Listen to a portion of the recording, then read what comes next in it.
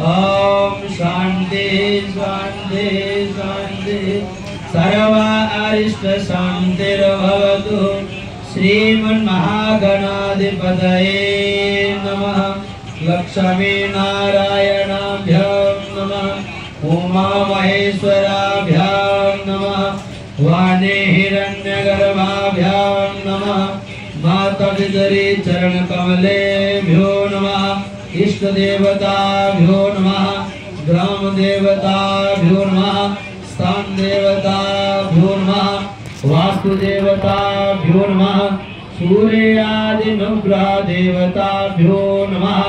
सर्वेभ्यो देवेभ्यो नमः। सर्वेभ्यो ब्रह्मणेभ्यो नमः। एतत्करं वरदान देवताय देवाय भवान्। गुरुर्ब्रह्मा गुरुर्विष्णु गुरुर्देवो महेश्वरः। साक्षात् परं ब्रह्म तस्मै श्री गुरवे नमः। आखण्डमण्डलाकारं व्यावतं येन चराचरं तत्पदं दर्शितं येन तन्मये तस्मै श्री गुरवे नमः।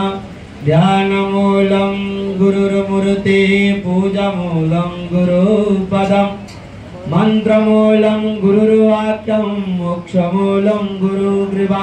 श्री गुरुचरण कमलेभ्यो नमः। ओम मातृपितृचरण कमलेभ्यो नमः।